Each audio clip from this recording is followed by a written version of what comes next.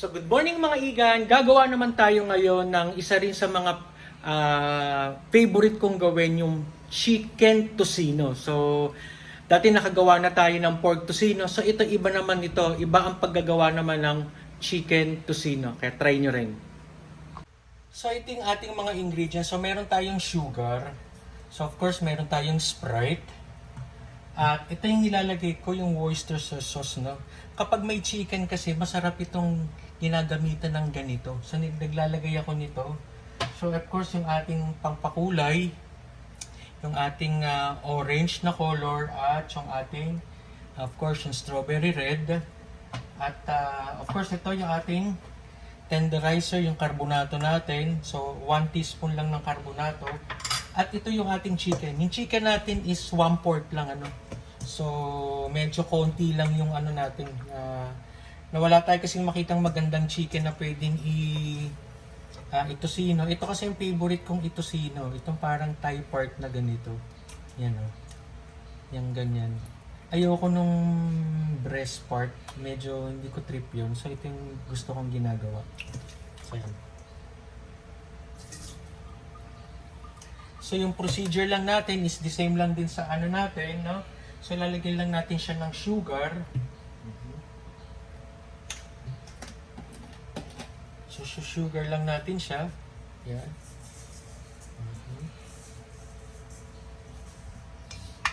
So, yung ating tocino is hindi ganun katamis, ano? So, sa 1/4, siguro naglagay lang ako ng mga 2 cups of sugar o 1.5 cup of sugar lang yan. So, ilagay na natin yung ating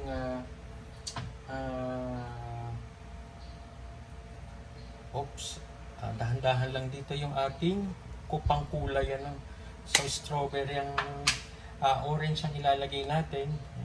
So, konti lang. Napadaan.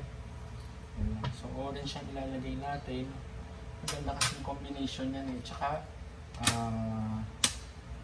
yung strawberry red. Yung strawberry red is konting-konti lang. Ganyan lang. Oh. Yan, konti lang siya. Ganyan lang.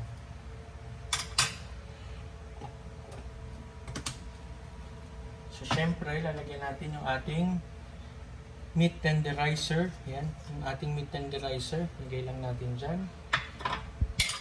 Lagyan din natin ng Worcestershire sauce. Oops, nanginginig pa yung kamay ko. 1 teaspoon lang ng Worcestershire sauce. At of course, Sprite. Yan. Lagyan natin ng Sprite. There you go. So of course, syempre, ang gagawin natin dyan is i-mix lang ulit natin, ano. So yung pag-mix nito ulit, yung sinasabi ko dati, wag pipigain, i-roll lang natin ng ganun, ano. So yan lang siya.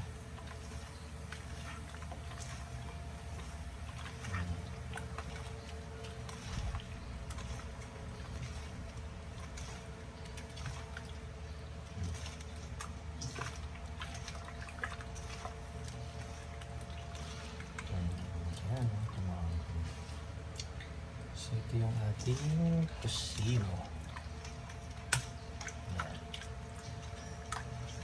Hanggang sa matunaw lang yung ating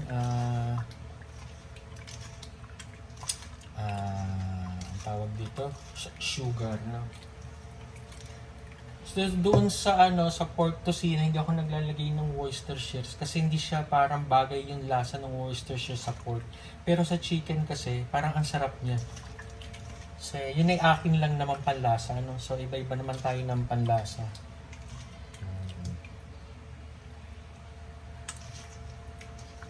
So of course, so hindi na naman ako naglagay ng curing salt. Kasi sabi ko nga yung curing salt is kapag marami kayong ginagawa at medyo pang matagalan yung inyong gagawin, ano. At sa mga magninegosyo, yan, oh. Ang ganda ng color, oh.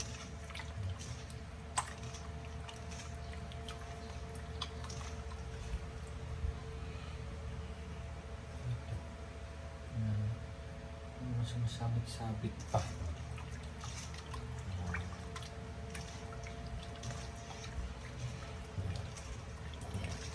Ganyan lang. Masahihin nyo lang yan.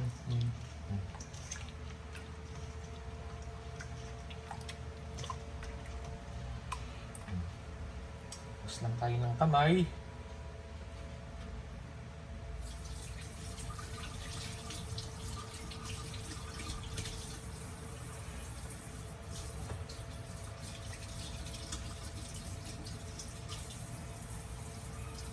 Hindi natin yung tong para pag transfer natin siya is hindi makalat.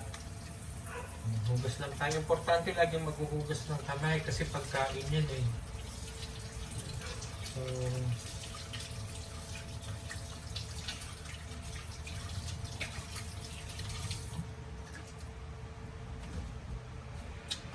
So transfer na natin ito, no? So ganyan lang kasimple. So ang ganda, tingnan niya, no? Ang ganda ng kulay ng ating tocino. Ayan, no?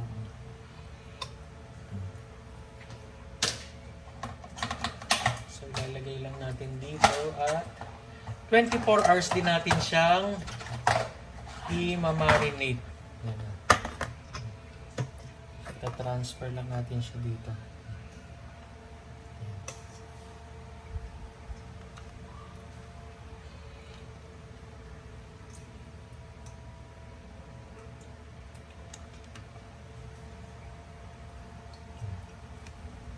Ito ginagawa ko ito minsan kasi pambaon din ni ate mo Joyce. Yan.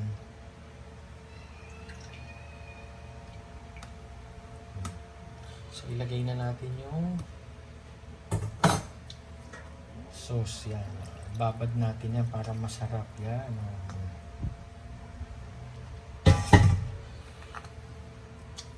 So nasan lang natin. So ito na ating finished product, di ba? Bilis lang.